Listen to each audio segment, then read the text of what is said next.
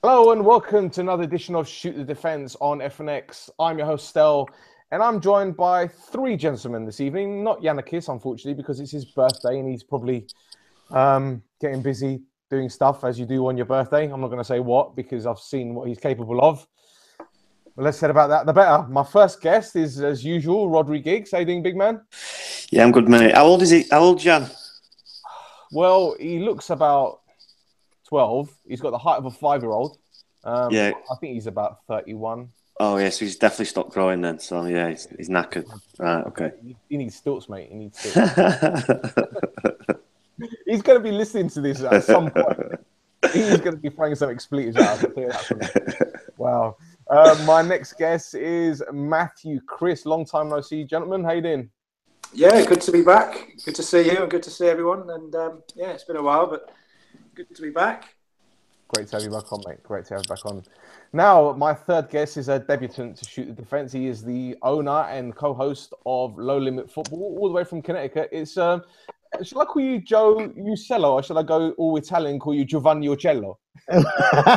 Well, it'd be Giuseppe. Oh, But yeah, you nailed the Uccello part right on the money. It was most people here in the United States butcher that. I've heard it a million different ways as a kid, but thanks for having me on. I'm really excited to be here tonight, that's for sure. It's an absolute pleasure to have you on, Joe. Would you like to tell our listeners a little bit about your show? Sure. So I'm the host of Limit Futbol, myself and Roberto Rojas, who you've had on the show, I think about 3 weeks ago. The two of us talk pretty much everything football related. We've talked everything from South American football, Copa Libertadores, obviously the big five in Europe, France, Germany, England, Spain, and Italy. We talk MLS, we talk Liga MX, World Cup, pretty much every competition. We've been doing it now for just over 4 years. We have our own website, lowlimitfootball.com. We do it as an audio. So this is the first time I'm doing a video podcast, which is yeah, Rob and I've been together for over 3, and I've been doing it for 4, and we've just had a fantastic time doing the show and talking football. Met some great people along the way in the world of football as well. So it's just ecstatic to be doing something this fun. You know what Absolutely. I mean? And you've had some fantastic guests on, and long may it continue, shall I say? Thank you. I got mixed up with Low Limit Football there. There you go. Great stuff. Right, let's talk about the Premier League, or for some reason people still call it the Premiership, even though that name was abolished a long time ago. And Man Utd, they opened up an 8-point gap at the top of the league following a 3-1 win over Arsenal. Now, Pep Guardiola's men have now won 9 league games on the bounce, making them odds-on favourites with the bookies, but we all know what they're like, especially Betfred. Let's not go into them. Arsene Wenger, on the other hand, said you can accept it if City win in a normal way, but this is unacceptable. Now, Rod, I know Arsenal started off quite well. They were pressing high, forcing City into making a few mistakes, but Guardiola's men had so much more going forward. I mean, mate, how do you stop pacey, tricky wide men like Sane and Sterling? Well, it's difficult. It's really difficult. But I think Arsenal are very naive. When City are most dangerous, when Arsenal have got corners or Arsenal on the attack. So and they're very naive in by leaving not too many people back in defensive areas, and they're quick to break. Then they don't stop the play by being professional, like a little professional foul, a little yellow card. So it's very difficult. They are quick, Sane and Sterling and De Bruyne. They break very, very quickly, and it is difficult. But you have to have a game plan, and you have to be set right defensively, and knowing that they have that capabilities of breaking you like that. That's right. And Joe, Kevin De Bruyne opened the scoring and has undoubtedly been the player of the season so far. How high do you rate the Belgian? It's funny you asked me this because this is actually our opening topic from last night's show. We talked about how or where we place Kevin De Bruyne right now in world football amongst the top central midfielders, and we both rated him very, very highly. He's currently a goal and 6 assists on the season, playing as a central midfielder. Remember, he's only 26 years old.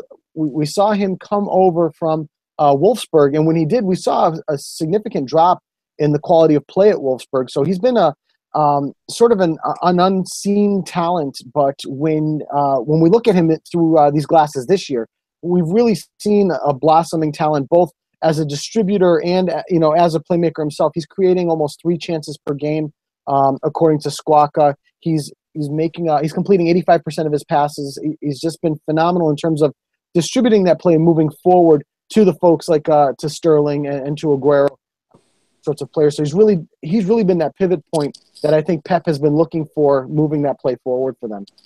Great stuff.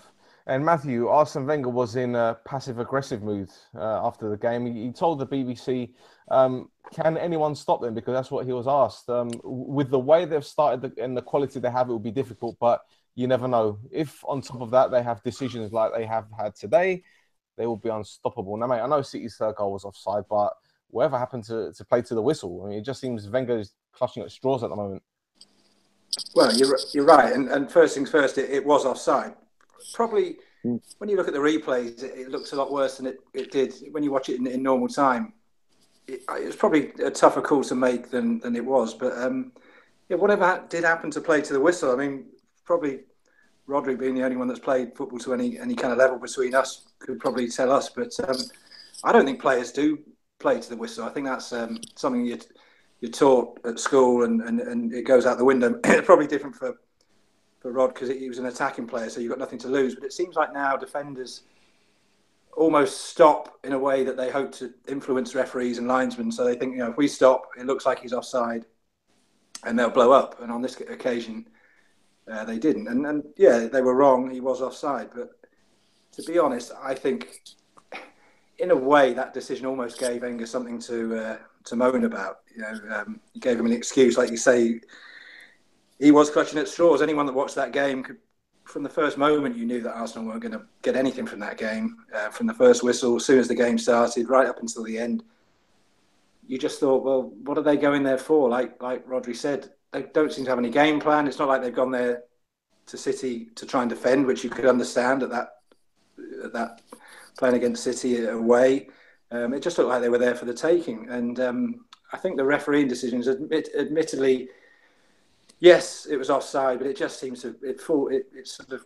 I think Wenger was taking that as an opportunity to really make an excuse, and then he picked up on the penalty. He accused Sterling of diving, which I think's wrong, and I think he was quite disrespectful in the way he said it. I don't know whether he's apologised or said anything since, but he didn't dive. I know he's been accused of it in the past, but to me that was a definite penalty. He got tripped and he got pushed over. So I think, if anything, a controversial refereeing decision was probably the only thing that Arsene Wenger could have taken out of that game, because watching it, you look at that Arsenal team, I just can't see what they thought they were going to get out of that game. And I think, to be honest, they got what they deserved, and 3-1 probably was about as fair as it could have been, and it could have been worse, to be honest. But, I mean, going back to what you're saying about refereeing decisions, another thing that I think Wenger's got to realise is the old adage of when you're up there and you're at the top, decisions go your way, and when you're not doing so well, they don't go your way. And he's got to remember that back in the mid-late 90s, that Arsenal team he had plenty of decisions that went his way that he wasn't complaining about. So you've got to kind of take the rough with the smooth, and easier said than done, I'm sure, for a top-flight manager. But it seems a bit sad to see him groping around for excuses like he was after the game on Sunday afternoon, because to me they were well beaten, and they didn't really look like they were going to do any more than they did, to be honest. Yeah, this is going to sound like I'm having a little dig at Arsenal, and it probably is. But funny that Wenger actually saw both the incidents. Usually he doesn't. Yeah, well, good point. And like I said, that the offside, yes, it did seem offside, and even in full speed, you think, oh, he looked a bit offside there, but it wasn't. It wasn't blatant. It was just a leg offside, a half a yard. So I mean, you have got to be aware, and especially the way City play, they're so quick. Those quick interchanges around the box, they're going to have chances like that. So you can't expect to just push up and play them offside when you're basically on the edge of your own box. So to me, it was a poor excuse, really. Yeah. Well, a lot of Arsenal fans were, justifiably saying, it's because. Remember when Lacazette was flagged for offside against Stoke, and I think only his foot was offside, whereas it just seems that most of the City's player body was actually offside. But on the subject of Lacazette, Wenger chose not to start him for the second big game in a row. I can't quite fathom as to why he would not want to play his £50 million striker. Why do you have a £50 million striker sat on the bench in games where you think he's needed the most? Yeah, it's a strange one, Stan. It's a very strange one because, when he come on, he made an impact and he got a goal. So it's a strange one. Now this is his second game now, his second big game away that he's been left out. And, you spend 50 million on a striker, you'd expect him to be playing in them big games because he obviously can score against them. And you'd only have to ask Arsene Wenger why he's left out. It's just it's a strange one. It's a very strange one. You've got players like Ozil, Sanchez. They don't seem to be the hearts in Arsenal anymore. So, and Lasse's there. He's just got there. He wants to be playing. He wants to be scoring. And when he's come on, he's proved his manager. He should be starting me because obviously he's got his goal, but it was too late. Well, he chose to play Iwobi ahead of Lacazette, so that meant Sanchez was up front on his own effectively. So Iwobi and Ozil were playing in behind him. But the only reason I can think of why Iwobi played is because maybe he's more mobile and he's more, prepared to do more running off the ball. I don't know, but when I see Lacazette on the bench and you've got Sanchez that can pretty much do two players' jobs. We could understand it if he was putting him next to Izaki, is it, Gat? The other central midfielder holding, if he's putting the two in front of the back, putting the two in front of the back four, but to protect the back four, but he didn't even do that. It's a strange one, like I say. Still, you pay £50 million for a top international striker, and he's left on the bench. Absolutely. Well, gents, Arsenal now have 4 points from 18 games away from home this season, 17 from a possible 51 in 2017. This isn't good enough, is it, Joe? No, not at all. And I was looking for statistics to back up that point. I looked back at their last 7 matches. They're 4-2-1, 4 wins, 2 losses, and a draw in their last 7 matches. So you couldn't really point to it there. So I just went back to Arsenal itself and with kind of some of the things we're talking about now, playing Iwobi, leaving Lacazette on the bench. It's almost like the smell test. They're not doing the best things they can do with the tools and the equipment they have on their bench. How do you play Alexis Sanchez as the top striker, as the number 9 spot? We saw them do this last year, and we'd talked about it.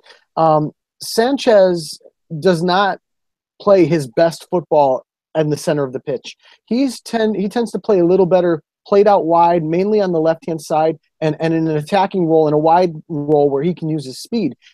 We've seen him do it a million times, and we keep seeing Wenger going back to this, playing Alexis Sanchez in the central position. It's just crazy. And now you've got a £50 million striker who is capable of playing in that number 9 spot. We've seen him score goals even at Arsenal, but he chooses to put him on the bench and puts Alexis Sanchez there. I think it doesn't pass the smell test, and I think it's tactically flawed at this point. That's right. Matthew, what do you make of this whole situation? Because for me, their away form is shocking, and it's borderline relegation form. If you want to talk about a side that's challenging for the championship or wants to get into the top 4, you can't play away from home and then drop so many points.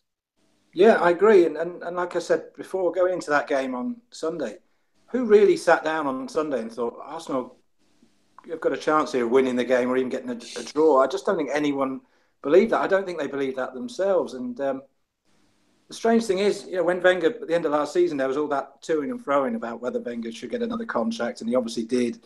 But that was based on him getting another contract to almost try and build something new in the future for the next sort of generation. And it seems that since he's signed that contract and continued on as Arsenal manager, he's really just doing exactly what he did, what he's done for the last 3 or 4 years. I don't really see any sign of... You could understand it if he thought, right, for the next year, 18 months, I'm going to bring in some kids and try and get some progression here and move on potentially for when I'm not here anymore. But he just doesn't. He just seems to do exactly the same thing game after game after game. He knows what they'll do. They'll play at home against somebody like Bournemouth or West Brom, and they'll probably win 2 or 3-0. But when they face teams like City, Chelsea, United, Liverpool, they just seem to almost resign themselves to getting a good hiding and take the defeat on the chin and then assume they're going to win their home games and go from there. And it doesn't... I mean, I'm not an Arsenal fan, but if I was, I'd be thinking, well, where is any kind of change coming from here?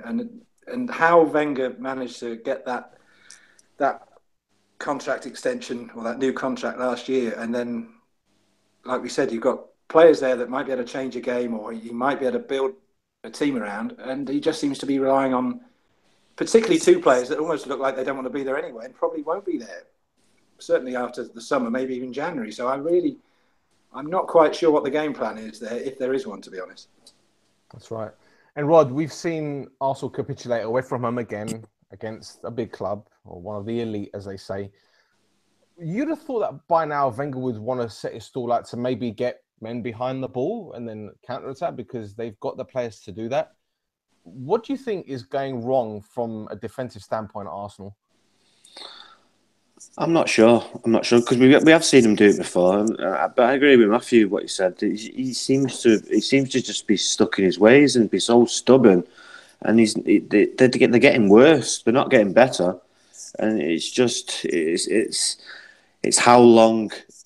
Well, he's obviously got another 2 years, so that's how long it's going to go on for. But it's Groundhog Day every time Arsenal play a big team and get sick and tired of it now. They get bullied off the ball, bullied as a team, and the same two players are walking off the pitch. Sanchez, Ozil, not clapping the fans off, not thanking the fans for travelling all that way, and just walking off as if they don't care.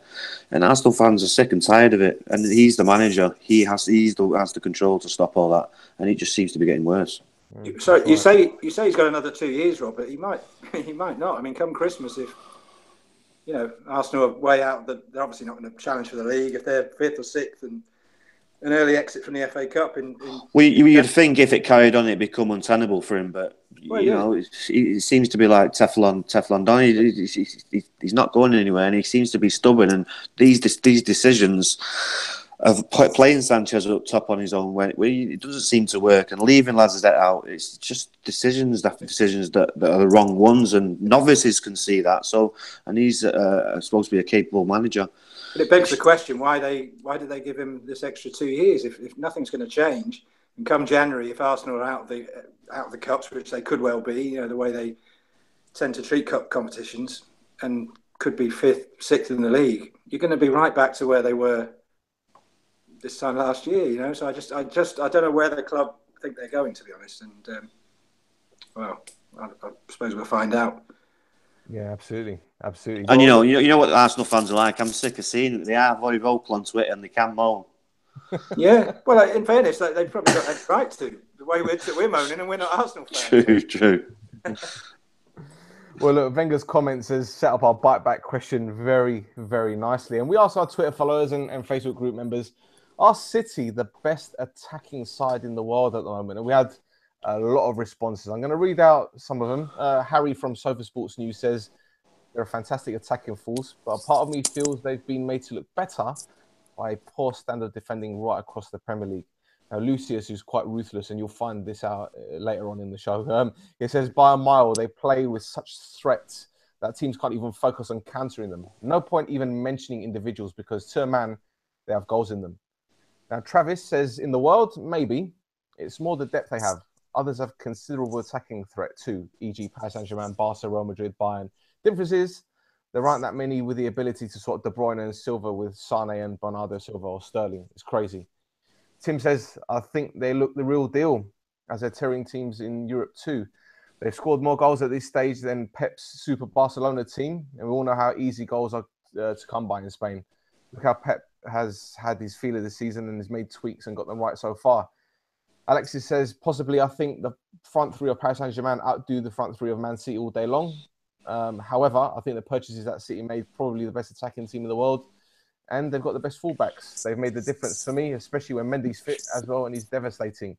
Dan DeLuca says, maybe, yeah, as their attack is very deep. Previously, we've talked about front threes.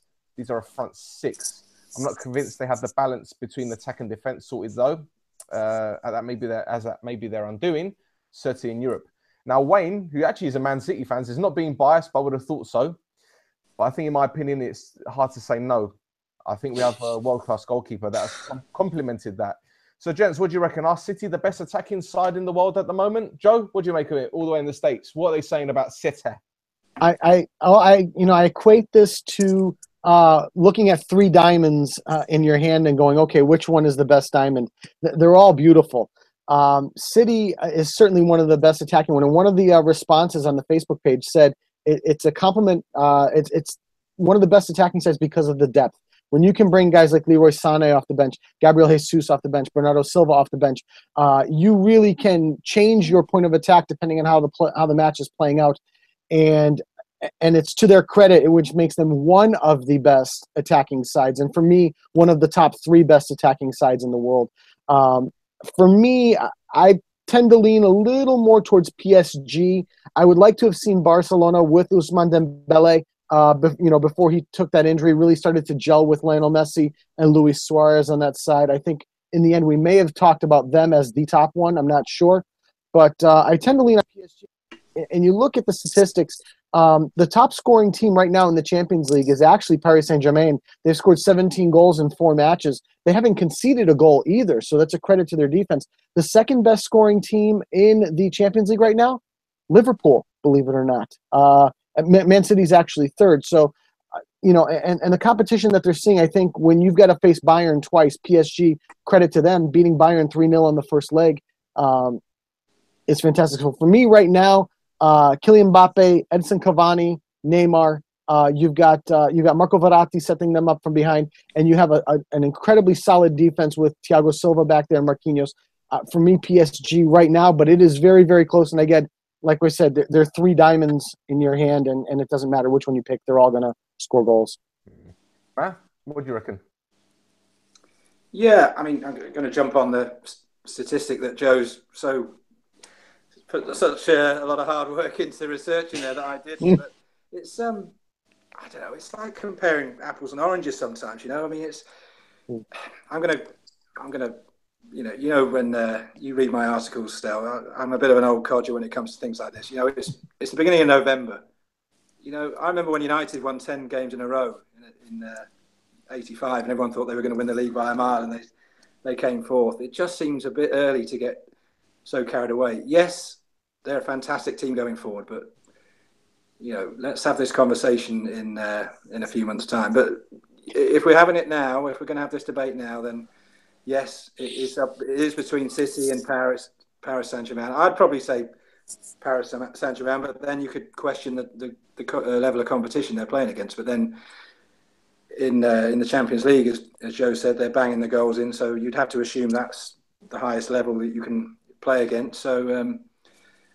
So yeah, it would be out of PSG and City, and as much as it pains me to say it, maybe Liverpool as well. I mean, if we're basing it purely on going forward, then yeah, what the heck about defending? If it's all about scoring goals, then yeah, City, PSG, and potentially Liverpool. Rod, what do you reckon? The shoe's on the other foot for us as United fans now, isn't it? Yeah, I agree with the fellas. I totally agree. PSG are just above City at the moment. I don't know what Matthew's coming in with Liverpool. Well, I'm going based on Joe's statistics. Yeah, I know. I'm only joking. They did score 7 goals in one game in one of them games. Yeah, the odds, slightly skewed by that Maribor. Yeah, and most of them are working in the warehouse or something. So they do now. Yeah. Yeah. So yeah, it's Paris Saint-Germain and City. City are very close. They're playing really good football, but as Matthew goes to say, I'm a bit of a justice as well. It's November. We've played 10, 12 games. Wait until Christmas is gone, and then you can judge how the league's looking at by then. So there's a long way to go. Didn't we have the same conversation this time last year? Didn't City win their out of 10 or 8 out of 10 or something ridiculous, and everyone had given them the league, and it was all over, and then I believe, if I remember right, they'd won their first 10 matches of the season. Then it was them and Bayern Munich, and they actually both lost or dropped points in the exact same week last season between the two of them. But I just want to ask you guys quickly, how much credit do you give to the defense of the back four? Because I know if we were looking at the back four, Man City, for me, would actually edge PSG. I think going forward, Man City is a much better attacking back four, where for me, PSG is a better defensive back four. But do you guys lend anything to that? I'm just curious as to your point of view on that. I think City are a lot weaker than PSG defensively. That's the way to get at City. I think that's the way people will work them out is to attack, and because Jones and all that, Otamendi's had a good start. but last year he was dodgy.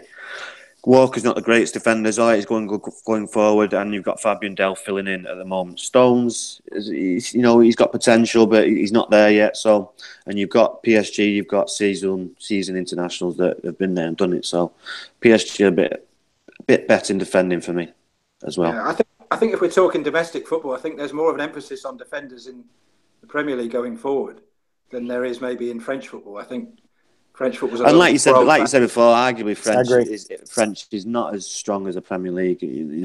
Every week PSG are winning 4 or 5-0. It looks like. Yeah, I think in the Premier League, unless your fullbacks are flying forward every 10 minutes and chipping in 10 goals a season and 15 assists, people seem to think that's some kind of failure. Whereas 10, 15 years ago, you had good old-fashioned fullbacks. People like Gary Neville, even our friend Paul Parker. That was a job as a fullback, was to defend and mark your man. Whereas now it's almost like you're a second winger. So yeah, I think you defend. I mean, it's almost a new era of defending, isn't it? And maybe in the French league, it's easier to sit back, whereas in the Premier League, you're expected to attack. If your midfield doesn't attack and your forward line doesn't attack, then you rely on players like Kyle Walker that will storm forward and chip in as well. So again, it's a difficult comparison. Yeah.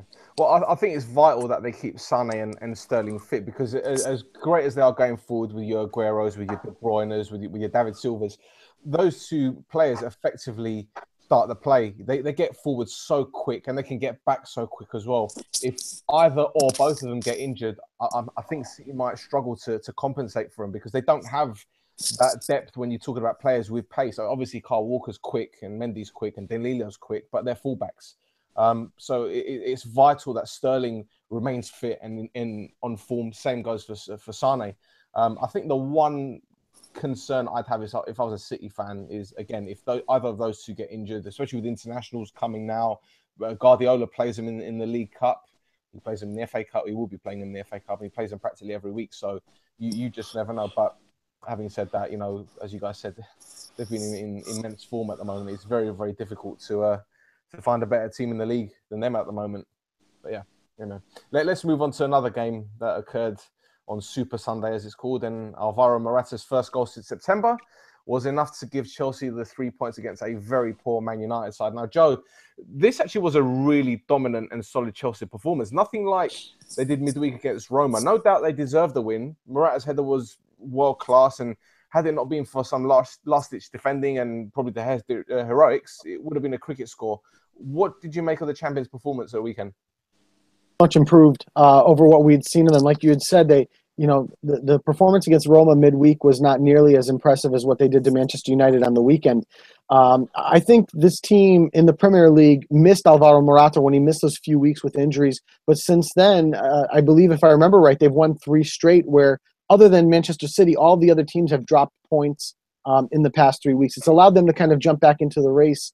And they need performances like this out of players like Eden Hazard, and especially Alvaro Morata, if they're going to continue to challenge and maybe even creep back into this race against City, because for me, City's run away with it a little bit here early on. That's right. And Rod, I know David Luiz was a bit of a surprise omission from the lineup, but do you think it has something to do with Luiz's history with United? Because we know he's got a bit of previous. Gary Neville even went so far as to say that Conte could actually be sacked for dropping the Brazilian. What do you reckon? I think we've seen it before. If you cross Conte, he won't be scared of dropping you or leaving you out. We've seen it before, and obviously he's done it again. He's crossed his manager and he's left him out. I don't see what the problem is really. They obviously had some kind of issue, but these days things like this get hyped up. The manager's made a decision, left him out. They've got 3 points. What's wrong with it? I don't know. I don't know. Maybe people just making something of nothing. I don't know.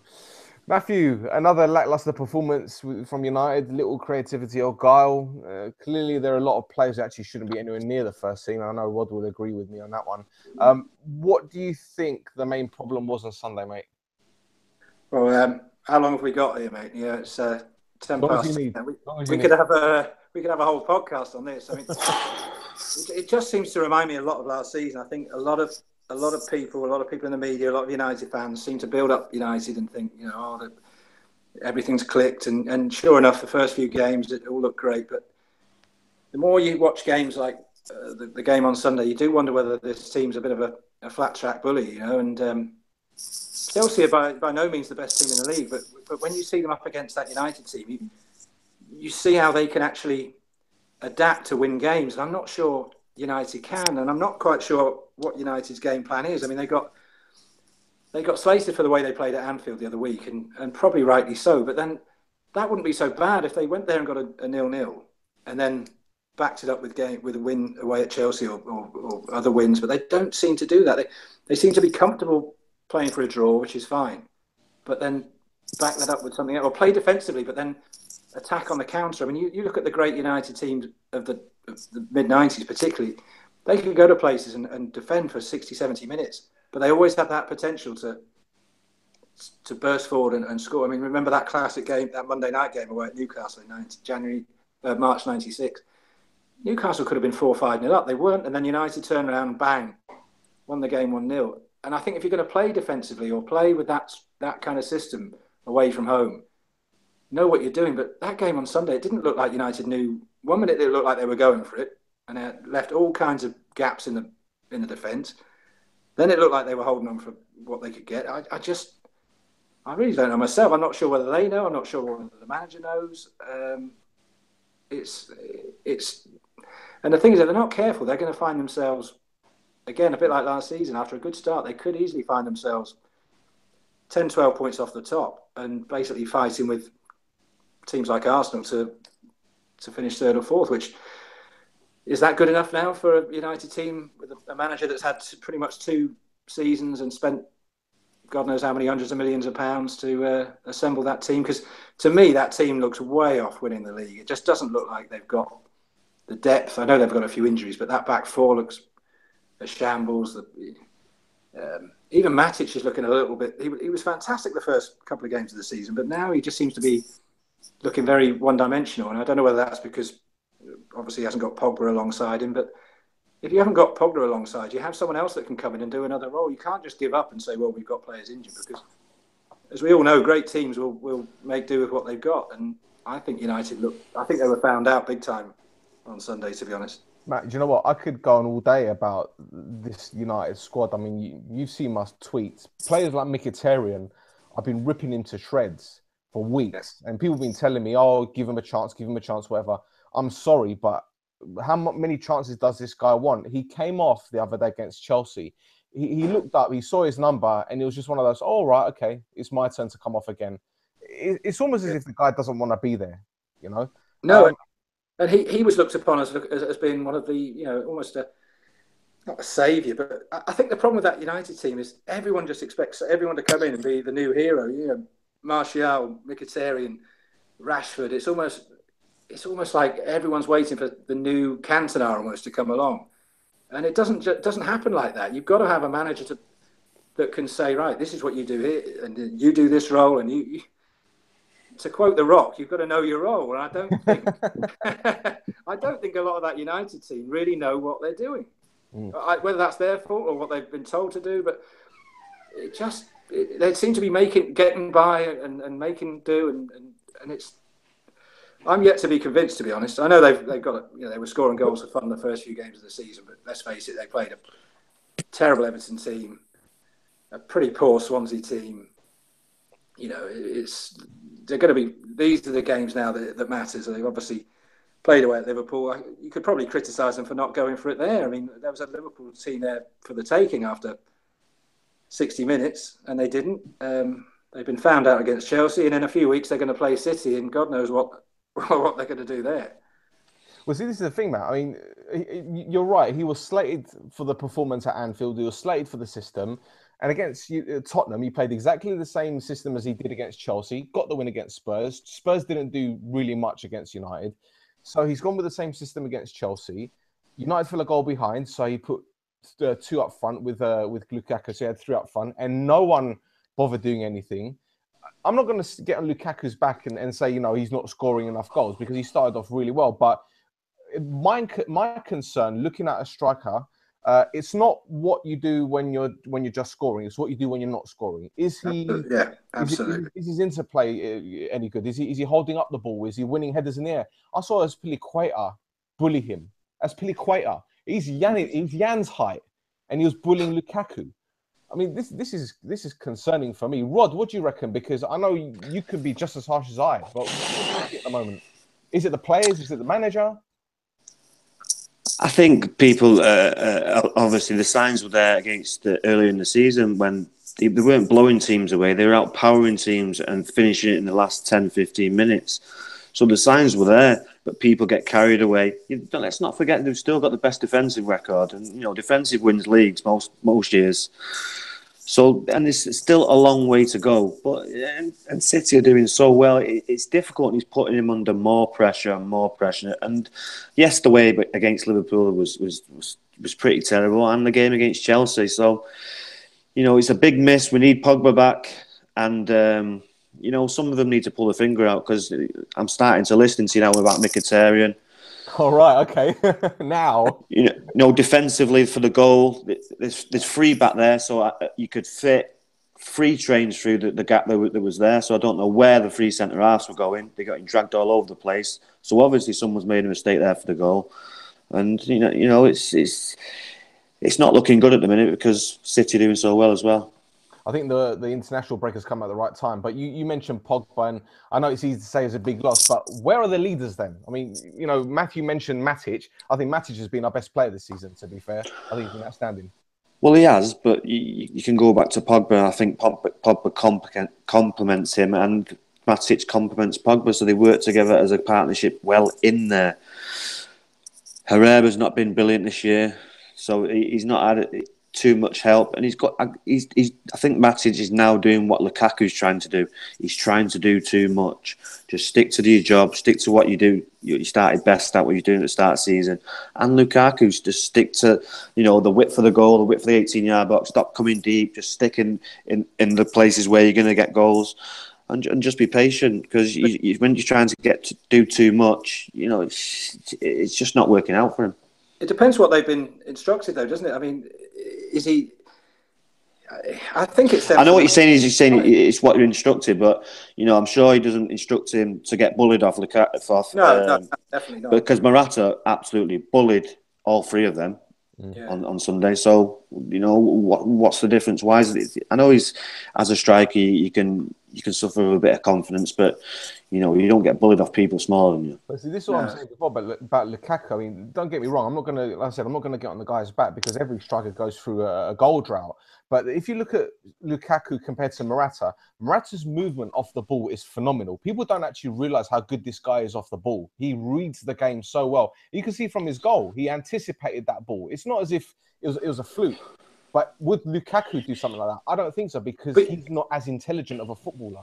But we saw this coming, Stel, didn't we? I mean, I obviously live here in Liverpool, and I get to go and watch a few Everton games quite often. And I saw quite often I'd go to games last season, and everyone would say, "What does Lukaku do if he's not?"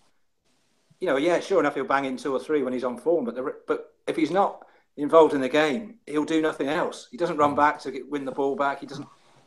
I'm going to make another 80s United reference here. But someone like Mark Hughes, he was brilliant in the air. He was brilliant at volleying. He was brilliant at goal scoring. But if United didn't have the ball, Hughes would get back and win it and try and get something going. Whereas Lukaku doesn't seem to do that. So I do wonder what his plan B is if he's not banging in the goals, which he's not at the minute. And to rely so much on Pogba, I mean, this is my third 80s United reference here. It reminds me a lot of the whole Brian Robson situation. Remember when Brian Robson was out of the United team, everyone would say, we're missing our best player here, we're missing our best player. But United can't rely on Paul Pogba every time. He's only been there 2 seasons. You can't start relying on a fella like that and pin your whole hopes of winning a league title on one guy like that. Because if you're going to do that in the modern game, you're not going to do very well. Exactly. Well, we'll revisit this in May, I guess. Right, let's talk about the bottom half of the table. It took another twist over the weekend as Everton won their first game in 9, coming back from 2 down against Watford to win 3-2. The game turned on its head, quite literally, when goalkeeper Aurelio Gomez went off injured with a gash to his forehead. His replacement, Karnezes, was fought for Everton's opener. I've seen this goalkeeper in Greece. He's awful. And the rest is history. No such misfortune for Spurs' number 2, Gazaniga, who put in a man-of-the-match display against Crystal Palace. Son's 25-yard screamer gave Spurs the win, capping off a superb 7 days for them. Meanwhile, the guillotine finally dropped on Slaven Bilic's head yesterday after his not-so-happy Hammers lost 3-1 to Liverpool. Now, Super Slav could be joined in the unemployment line, also known as the golf course in Dubai, by Neil Clement of Swansea, who suffered a 1-0 home defeat against Brighton, and West Brom's Tony Pulis, whose Baggies lost at Huddersfield by the same scoreline. Now, gents, West Ham moved very, very, very quickly, replacing Slaven Bilic with David Moyes, an appointment that's been met with mixed views.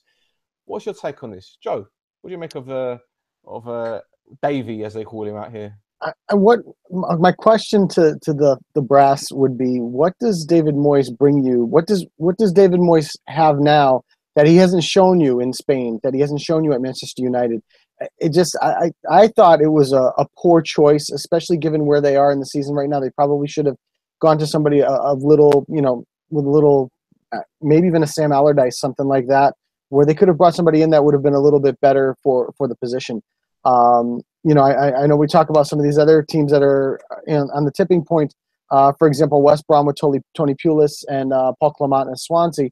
I think I'm not sure that Swansea's prepared to go through another November and December like they did last year with Bob, obviously with the disaster that happened there, and really just barely survived. Tony Pulis, to me, if I remember, and you gents would know better than me, historically has been pretty good at keeping these teams from getting relegated.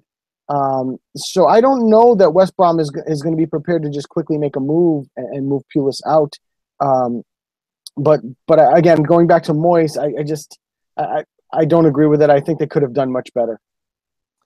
Matthew, what do you reckon? He was linked with the Everton job. He was linked with the Scotland job. He's been linked with other jobs, and he's got West Ham, which is quite strange for me because this is a club that didn't want Sam Allardyce because he didn't play the football that they wanted. And then you're looking at David Moyes and you're thinking, Andy Carroll up top. He likes a big man. I don't know. What do you reckon? Well, I think it all boils down to fear, to be honest. And I think you can throw all these clubs in, under the same umbrella. West Ham, Everton. These clubs that are building their future on Premier League money, they're so terrified of getting relegated. I mean, if West Ham get relegated, the money it's cost. I mean, I know they're not paying for that stadium, but everything they've projected 5 years in advance based on Premier League money. And if they get relegated, they're obviously bricking it. So they must think a change now could bring with it a change of fortunes. I think, did Moyes not sign a contract to the end of the season? Is that his agreement, or has he been? Is he like an interim boss? I don't know. I mean, I heard a rumor that was, but I'm not. If that's the case, then that's almost admitting that we're just getting this guy in to stop the rot. Let's not get relegated and move on from there. And I mean, you could say the same about we might talk about Everton later on, but it's almost the same situation there. It's this absolute fear that they might get relegated with the prospect of the new stadium on the horizon, 3 or 4 years of Premier League money. I mean, if a club like West Ham or Everton was to get relegated this season, it would probably set them back 5, 6, 7 years because you've obviously got the process of getting back into the Premier League, the money you'd lose, the players you'd lose. So I think they're all acting now as if to say, right, we've got to stay in this division. Maybe it's probably a bit unfair, but maybe teams like Swansea, if they got relegated, it might not have such a huge impact on them because they've only relatively new to the Premier League. But I think with West Ham, it's more a case of we've got to do something now and act now. And it looked to me as though, and Rod probably knows more than this being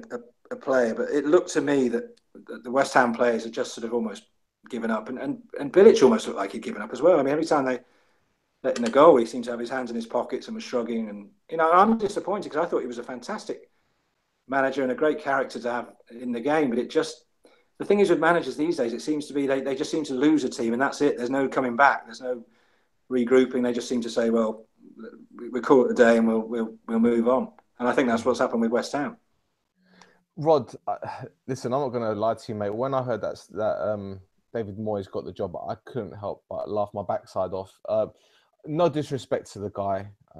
I've been... That means you're going to slag him off?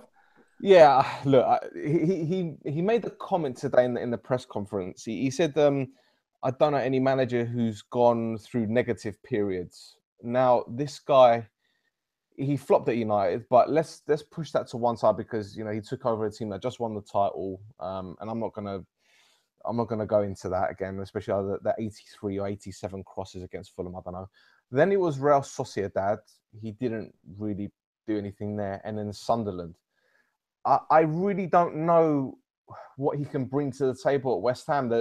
Sullivan was saying he's got fresh ideas and, they needed someone with experience and knowledge of the Premier League. Well, if that was the case, why did you bring in Bilic in the first place? I can't understand. So, Rod, what do you make of this appointment? I can't get my head around it, mate. Honestly, I can't.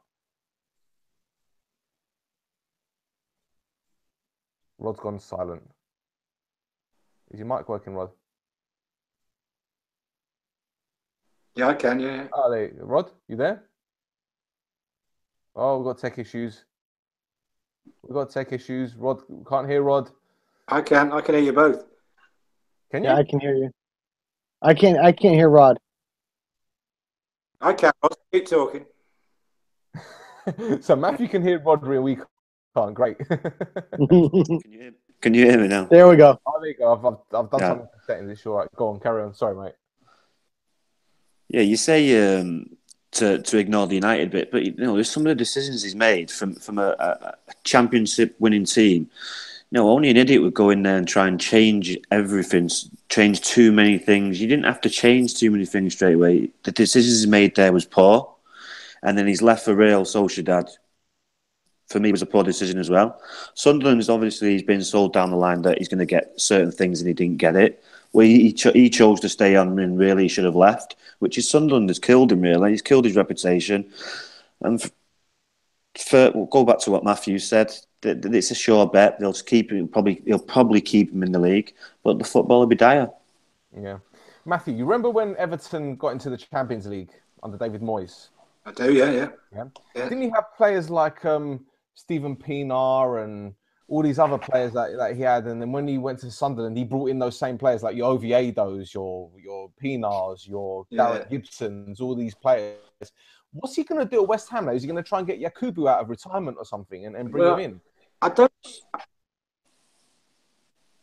think you can compare it because if you look at his time at Everton, he was given time there, wasn't he? He was there the best part of 10 years, and he was given the time to build a team, and he was almost he was almost like the last of those old school managers like Fergie and Clough and Dalglish that were given the time to build a side, and those days have gone, and he's kidding himself if he thinks he's going to get given time like that at West Ham. I think it's a firefighting job. I think it's a case of coming in, don't get beaten 3-4-0 at home like they have been.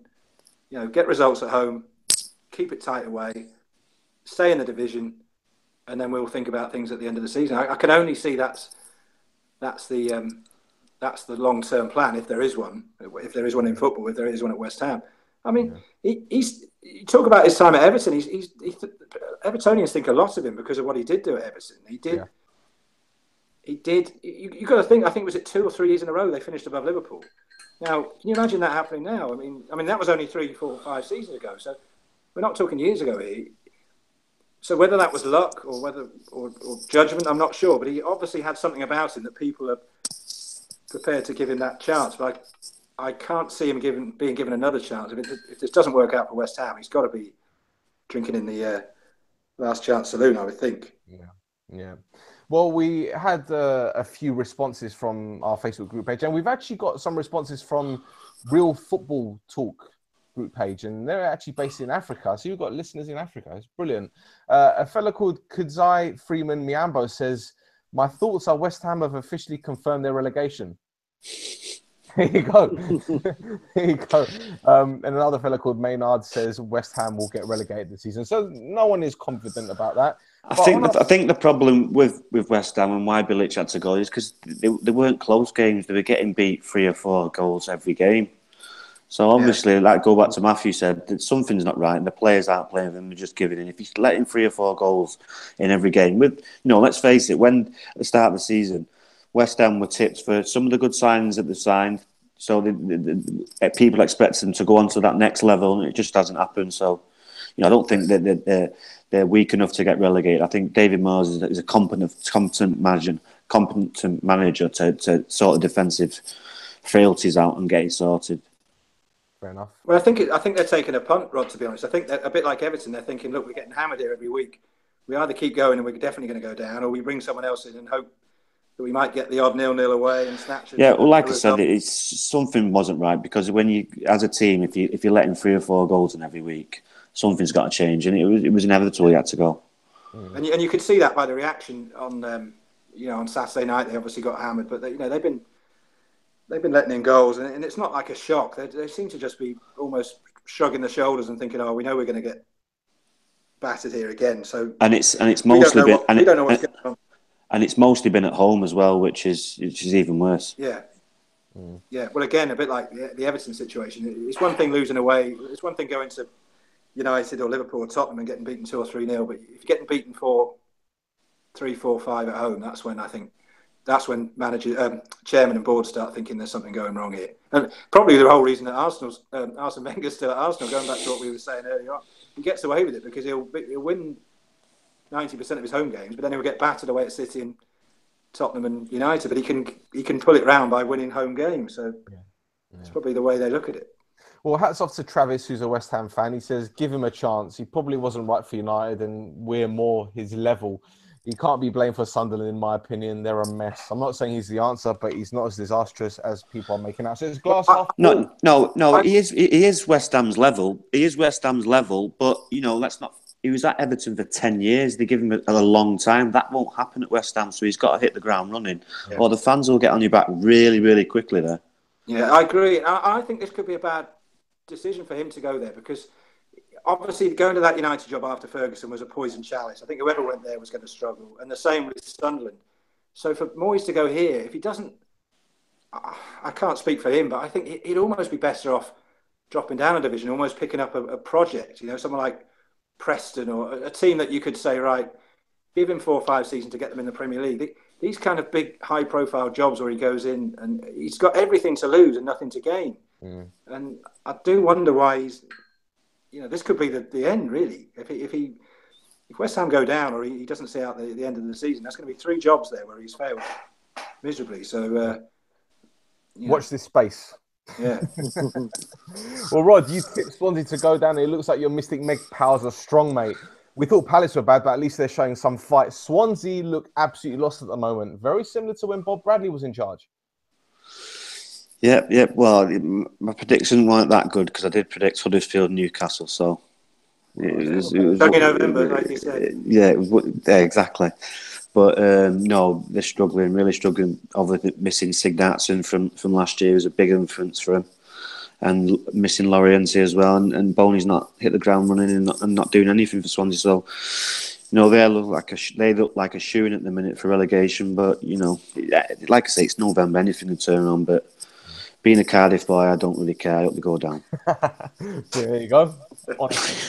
Joe, when you look at promising managers like your De Boers, Koemans, Clement and Bilic, they've really struggled to cope with the pressure that comes with the relegation battle, mate. What do you make of the situation down at the bottom of the table? I'm sorry, it was me? Yep. Yeah, I'm sorry. Yeah, well, I mean, we've seen a lot of managerial changes already. We'd mentioned earlier, Clement is still there at Swansea. We talked about this.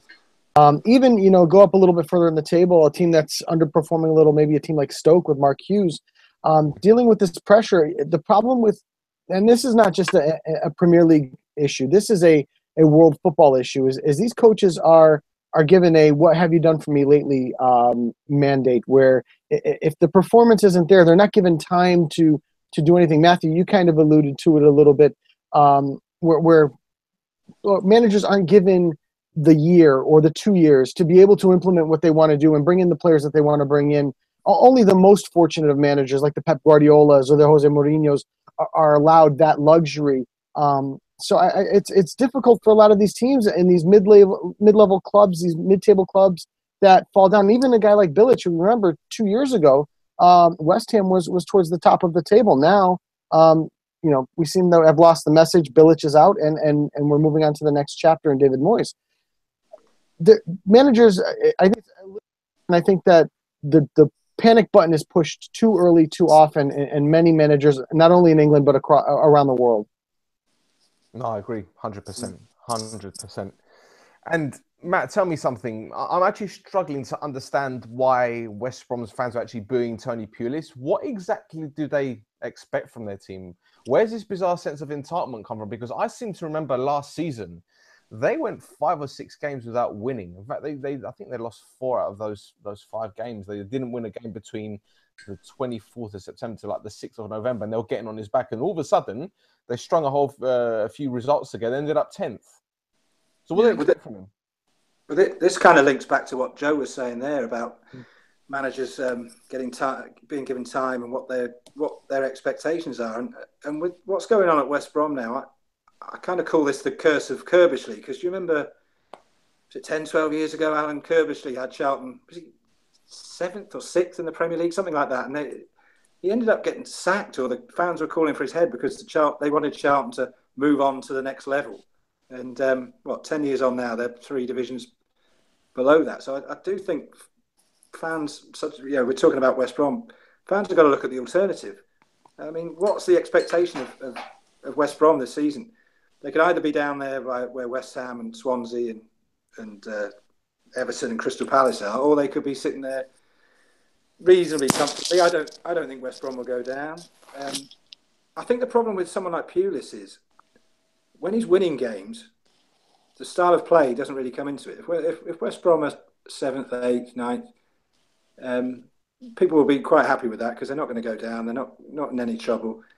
Once they start losing games, fans start questioning the style of play and questioning the manager. And I think that's what's happened at West Brom. It's almost like the magic has worn off, and they're losing games, and people are starting to question, who is this guy and how come he's in charge of us, and why. They're forgetting that 12 months ago, the way he was playing football was exactly the same. They were just getting results. But I would urge these fans that seem to be calling for his head or giving him grief to think about what the alternative is, because if Pulis goes, then they're going to get sucked right into the situation that Swansea and West Ham and Crystal Palace are finding themselves in. So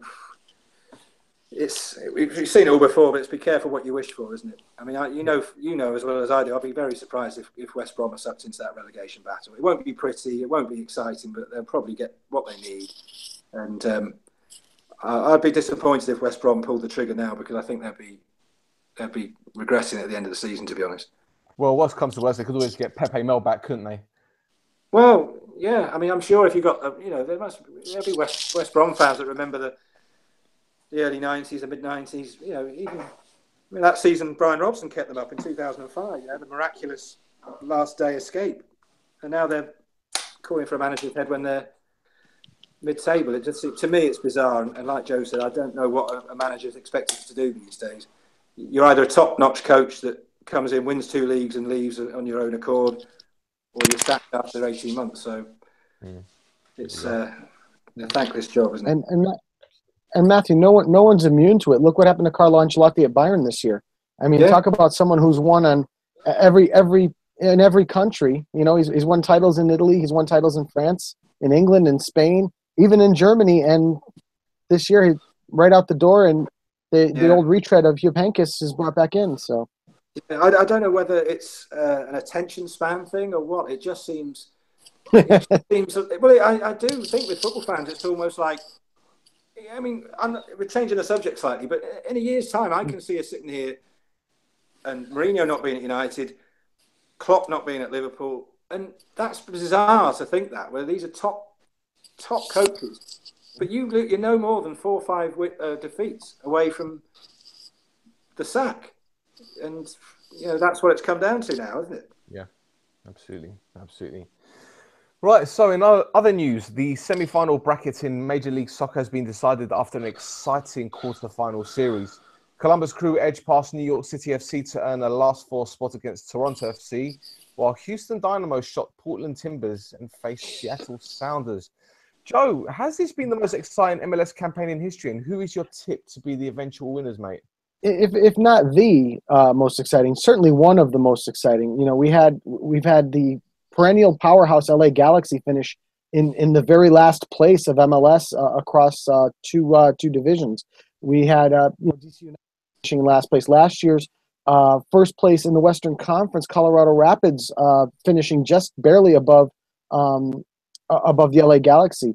And obviously Toronto FC setting the record for most points in a season. So we've certainly had one of the most exciting seasons in MLS.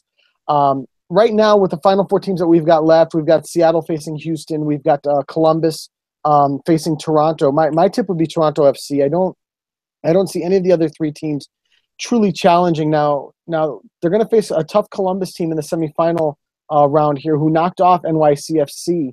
And you know, even going back before that, knocking out Atlanta United. For me, I thought at the beginning of this playoffs that it was Toronto's to lose, but the two teams that I would have pegged to beat Toronto or have any potential to beat Toronto were going to be Atlanta United or NYCFC, and neither of them are there anymore, both eliminated by this Columbus Crew team. Also, in the past few weeks, there's been the rumors that the ownership at Columbus is planning on moving the team to Austin, Texas. So that, Columbus has been one of the original teams that were in the league to suddenly up and move them. There's been a huge uproar in MLS right now with the thought of being able to move this team to another state. So it's certainly been a topsy-turvy one, exciting.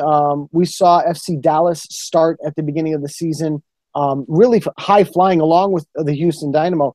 Both teams took a step back. Houston were able to recover and are really playing at the top of their game right now. But FC Dallas, who Oscar Pareja is the head coach there, many were talking about him potentially replacing Jurgen Klinsmann or even Bruce Arena.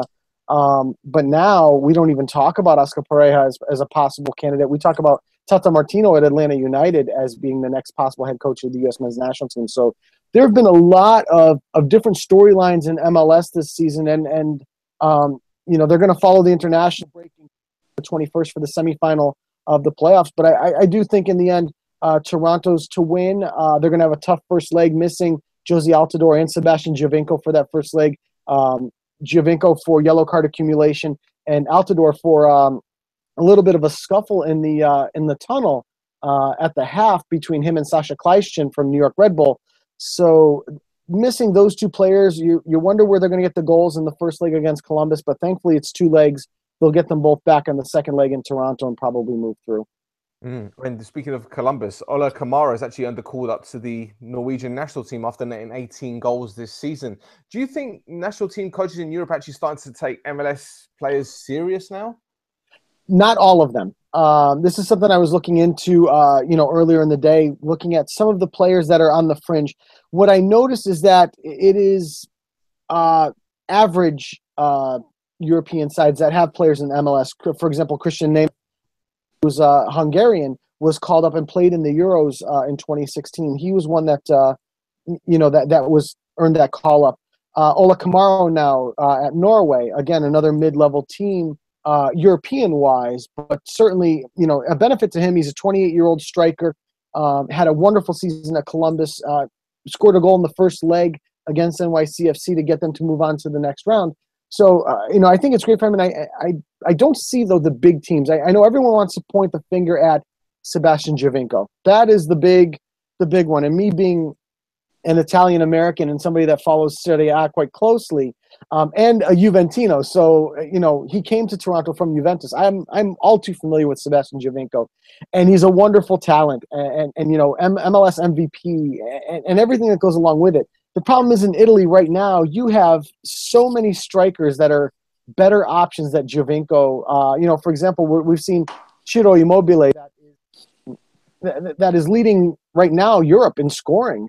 More goals than Edison Cavani, more goals than Neymar, more goals than anybody right now. We've got him a striker. We've got Andrea Belotti at striker. We've got Eder. We've got Manolo Gabbiadini at Southampton. Simone Zaza, who's currently second in Spain, scoring, I believe it's 9 goals for Valencia so far in the season in 11 matches. So there are so many options.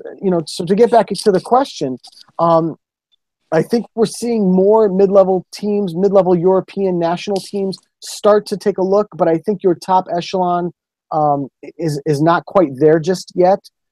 It's going to be interesting to see for somebody that you guys might be familiar with, Jack Harrison, 20-year-old currently playing at NYCFC. He was called to the under-21s for England, I believe, for the World Cup. So, and he's a wonderful talent, a wonderful young talent. I think when you start to see the Jack Harrisons of the world get called onto the English national team, NYCFC, I think that's when we might start to say, hey, we're seeing more of those young players, those young Europeans that are in MLS, start to get called onto the national sides. Absolutely. I think as time progresses, you're going to see a lot of youngsters from Manchester City being sent out to NYC, I believe. Anyway, that's just my. You will, absolutely. And that you've got to think about, what the Manchester City has done. They've expanded themselves globally here with the folks that Etihad. They've moved into Australia. They've got the team at NYCFC, and I do believe, like you said, Patrick Vieira, the coach here at NYCFC, might be one of those to next come up and coach. I think it's a global thing for Manchester City, where they're looking at NYCFC and they're looking at the team, I believe, in Melbourne as their development program, not only for players but for coaches. So don't be surprised if at City you see Patrick Vieira, the head coach there, in the next, I'd say, 5 years or so. Yep, wouldn't be surprised at all. Mm. Right, Potty Paddy Evra caused a bit of aggro before Marseille's Europa League clash with Victoria Guimaraes for kicking one of his own fans in the head. Well done. This led to a banner being unfurled by Marseille's ultras on Sunday, which read, "You thought you were above the institution, OM, and its supporters. We don't want you wearing our colours, Evra." And then they use the words, "Go away," which I'm not going to repeat, because you know what I'm going to say. Rod, we know about Evra and his antics. He said he was being verbally abused by many Marseille fans, although he didn't mention racism. So what do you think could have been said to possess him to do something like that? You know what? I really don't know. It's a real difficult one. Well, it's not a difficult one. He's a professional footballer and he shouldn't react like that. But I've had something like this happen to myself. I'm playing a team that I've played for 3 or 4 years, and this guy's abusing me all through the game. In the second half, I couldn't concentrate. I ended up getting sent off. Come back into the changing room, got changed, blah, blah, blah. Seen the guy as he's walking out, and I dealt with it, no problem. But he's in a stadium when there's cameras everywhere, and you just can't do that. I just don't know what he's thinking. And obviously, it can't have been that bad if it wasn't racism. So he's very silly, because he's like I say, he's an experienced French international, won multiple leagues, happy-go-lucky, supposedly, giving people food, homeless, the next minute he's kicking people in the head. So people then seem to think all that stuff that he's doing is a big facade, and, he's fake, and, he's a real person. Someone's obviously abused him and he's reacted the wrong way. Is it right? No. But, he should know better. That's right. And staying in France, and one of Joe's favourite strikers, Edinson Cavani, netted twice in Paris Saint-Germain's 5-0 win at Angers. I believe that's how you pronounce it. Joe, the goals were the numbers 99 and 100 for Cavani as he's joined the Centurions club at PSG. Is he one of the most underrated strikers on the planet, mate? I think he is. I truly think he is. Just looking back, you said goals 99 and 100. This was actually our trivia question last night, which I luckily got it right. But only 2 other strikers have done that, where they've scored 100 goals or more in 2 different countries. I don't know. I'm going to throw it at you guys quickly. If you can name the other 2 strikers that have done that, to score 100 goals in 2 different countries in this century. I'm sorry, I qualified in this century. So there's only 2 other players that have ever done it. And both of them are still active. Both of them are still active players. Any thoughts? Aguero? No, he's only done it in England. Oh, wow, okay. 2 countries. 2 countries. Torres? No. Suarez? No. David Villa? Ronaldo? No. Again, see, amazing the strikers we've named, and this is something that Edinson Cavani, Zlatan Ibrahimovic, who did it in Italy and also did it at Paris Saint-Germain, and Gonzalo Higuain to score 100 goals in Italy and 100 goals while he was at Real Madrid. So, think of the strikers that we've just named off who were not the correct answers, and the other two strikers that were the correct answers. This is the class that Edinson Cavani is in right now. And currently, right now, in this season, he's second. He's either first, second, or third in most categories. He's currently tied for the top goal scorer in France, along with Radamel Falcao, who's been mysteriously brought back from the dead because he's scoring goals like he was when he was previously at Monaco. But scoring goals from inside the box, scoring goals from outside the box. He's done it pretty much every single way. He's done it now 100 goals at PSG, and no one ever wants to talk about him as one of the top 5 strikers in the world. Still, even when we had on the show a few weeks ago, we talked about your top 5 strikers. I don't think you had Cavani there, but not. And it doesn't, but the numbers, the quality pans out, and he also does it for country too, where he is battling for goals with someone like Luis Suarez. So I think he's one of the most underrated strikers in the world right now, and he keeps flying under the radar and just keeps scoring 20 to 30 goals a year at PSG in all competitions. That's incredible. I did not even know that. That's a brilliant stat. Thank you very much, Joe. No, it was from last night. It was from I'm a little biased. I was able to get that one right, but it was from last night's show, so I'm lucky to have it now. Learn something new every day, mate. Learn something new every day.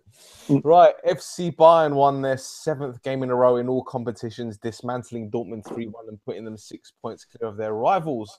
Now, Matthew, this is more like Bayern we're used to seeing, although the result led to speculation that Peter Bosz could actually be on his way out the Dortmund door. That's Klopp, Tuchel, and now possibly Bosz. Who actually wants this job? Well, it seems every time you ask me a question, I seem to answer back with another question. But it begs the question with Dortmund: what are they expected to achieve now? I mean, obviously, a few years ago they were under Klopp. They were challenging Bayern as winning the league and trying to win the European Cup. But now, have they slipped back into that sort of? I mean, if you look at the league table, Bayern are obviously running away with it. You've got RB Leipzig, who are the new sheriffs in town. So Dortmund almost becoming the sort of Arsenal of the Bundesliga. And if that's the case, in terms of getting somebody in there to revive their fortunes, I'm not quite sure who they could get. I mean, is it a big enough job that they could get the very top managers in Europe to go there now, or are they still looked upon as almost the plucky challengers to Bayern Munich? Because let's face it, is any team in that league going to be able to beat Bayern Munich to the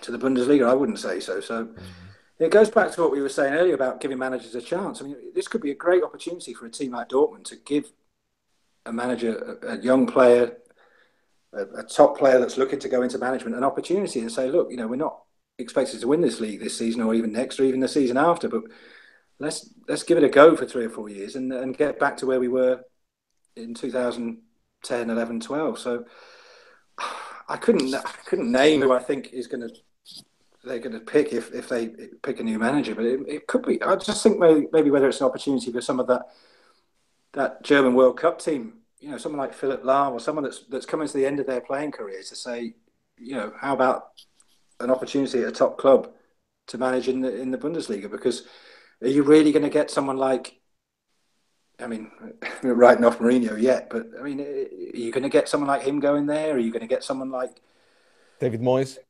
Well, yeah, he's probably the only job we haven't met. Maybe Tony Pulis could go there if he gets sacked from Slaven Bilic. But I mean, I think of Dortmund as still a top club in Europe. But it's funny how this hierarchy can change in a way. And if you look at it now, are they one of the? I mean, you've got Real Madrid, you've got Bayern Munich, you've got United, you've got Chelsea, probably you've got Manchester City. They're the kind of clubs that teams like managers like Guardiola are going to go to, and your top 4 or 5 managers in the world. Are they going to be attracted to someone like Dortmund, or do they want to go back to where? I mean, you think when Klopp was there and got all that success, he was relatively unknown. He was a young, vibrant manager, so maybe it's an opportunity for them to go back down that path and go that way again and try and rebuild and start from the bottom. I mean, that's just my opinion. They might have other ideas. They're obviously a huge club. I don't want to patronise them in any way, but I just think when you're fighting with Bayern Munich for a league title, really you can't be, your expectation level can't be that high. It's almost like a no-lose situation, isn't it? Matthew, I'm just going to tell it like it is, right? Borussia Dortmund, they are a modern day side, modern day club with like a nostalgic feel. They're the hipsters favourites. You know, they've got a very loyal fan base. They've got a massive cop, as they call it. You know, fans can stand. They're cheap tickets. They do this pretty little typho thing. Do you know what I mean? Before every game, they sing "You'll Never Walk Alone." They've got a good. There's similarities there, sir, with another club. I can't remember what they're called. Yeah, another club that lives in the past, but let's not go into them. I'm going to get this one. But, you know, let's be 100% honest, right? Dortmund, you know, they're in the league where only one team is realistically going to win that title for the time being, right? Yes, they don't spend big money on players. So they buy cheap and then they sell big, which is what they normally do, which is understandable, which is fine. But then when you look at them, I call them fraudmen, right? And people, again, are going to get on my back for this. When I look at the players that have left Dortmund, apart from Lewandowski, who can you name in the modern day who's left Borussia Dortmund and has actually done anything with their careers? Okay, Dembele's got injured, so I'm not gonna count him. But look at Gundogan. What's he done? People for years were saying, "Oh, he's going to be this." I'm on camera. Get out of here. Sorry. Sorry. I'm going. Sorry about that. You know, but then you got other players like Marco Reus. He's still there. He's supposed to be. What about Mkhitaryan? Mkhitaryan, yeah, exactly. Yeah, kebab boy. It's only November. The only time he sweats is when he's getting the meat sweats, yeah? Let me start on him. So this is what I'm saying about Dortmund. I can't think of any players. Okay, Hummels, he's gone to Bayern Munich. Of course he's going to do better. Goetze, he went to Bayern Munich, did really well, and he's gone back. What's he done? I look at Dortmund, and I don't see a club that oh, you know, they won the Champions League years ago in the 90s. Okay, but what have they done since? This is what I'm trying to understand. They've got pace merchants like Aubameyang. Okay, we'll take the pace out of him. What's he got? This is what I'm trying to understand. This is my question about the manager. I mean, you've almost got to have the same philosophy when it comes to your manager as you have with your players. No, but the manager they've got is this Cruyff disciple. You know, he's this he's this guy that thinks that, you know, the sun shines out of Johan Cruyff's backside. Well, let's be 100% honest now. Okay, Cruyff, you know, his vision created La Masia, but actually, wasn't it Rinus Michels that actually influenced Johan Cruyff? Yeah, agree. Well, it begs the question: who do you think should be their new manager? Well, of Dortmund? Yeah. Give it to someone like Roberto Di Matteo, another clown. Give it to him. To be honest with you guys, you know, I just want to jump in. I think right now Dortmund has an identity crisis. Personally, you know, we've talked about Hummels, we've talked about Lewandowski, we've talked about now Ousmane Dembele. They've been a wonderful development team where they've been able to develop talent over and over and over again. But then they continue to sell off that talent over and over and over again.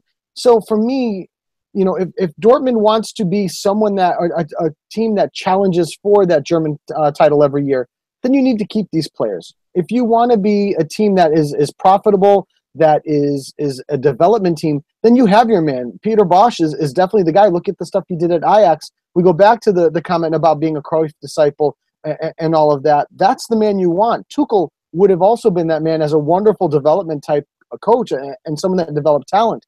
But you have to decide what you want to be. Do you want to be a development type team, or do you want to be someone that challenges every year? If you want to be the challenger, you need to keep those players and go with somebody like, not David Moyes, but you know, a bigger name than that.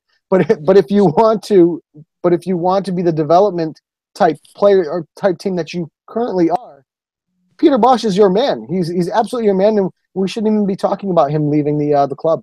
And there's a good chance that they're not going to be the second string in that league now. I mean, the way Red Bull Leipzig, I mean, they're second now. I mean, you can only assume that they're going to kick on with the money and the funding and regardless of what you think.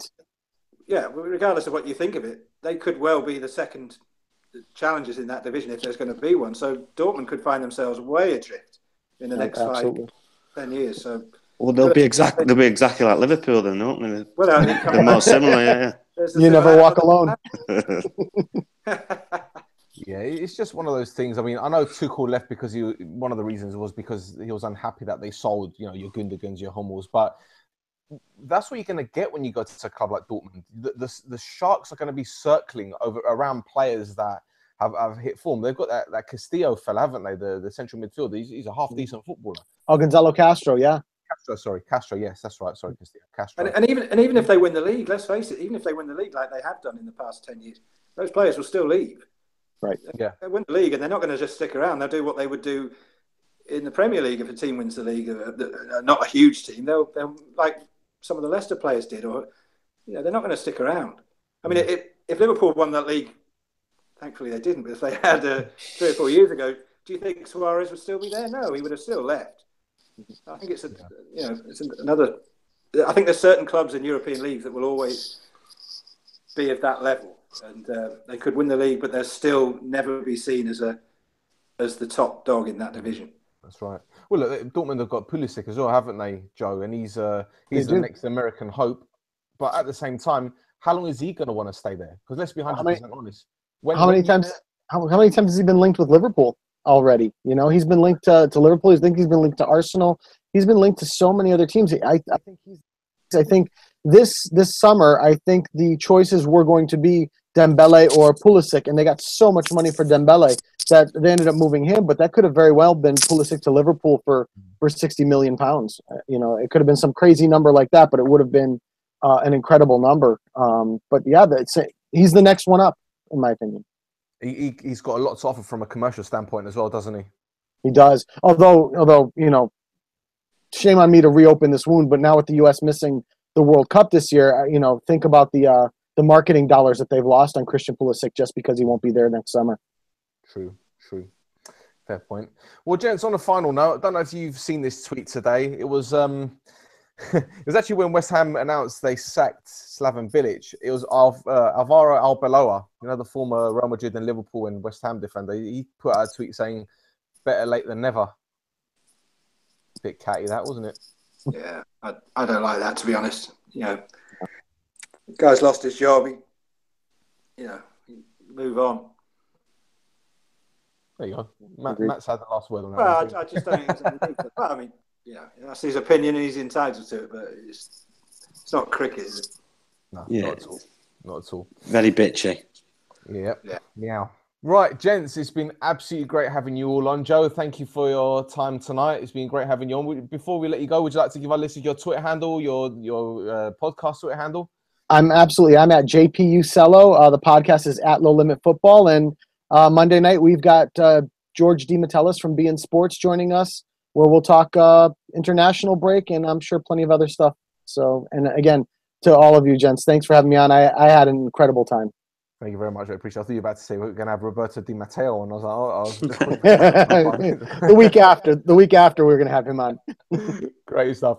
Matt, how about you, mate? You've been writing a few articles. You did one on City's 10-1 win today, didn't you? I did, yeah. I mean, it wasn't by choice, but it was on this day 30 years ago, Manchester City beat Huddersfield 10-1 in a game that I'm sure a lot of City fans remember. Nobody else would, but that was back in the days when that was a big deal for them. But they're probably ashamed to admit that kind of thing now, being in the second division. Not at all. I mean, I know David White has mentioned it on his Facebook page. Yeah, and Paul Stewart as well. Yeah, so, well, it was a big.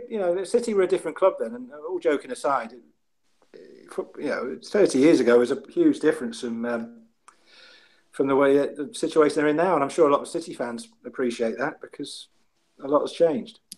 Absolutely. So yeah, and if you want to read any more of my rantings about modern football and me talking about 80s United teams and players, then go to matthewcrist.co.uk or Matthew J. Crist or at Matthew J. Crist on Twitter.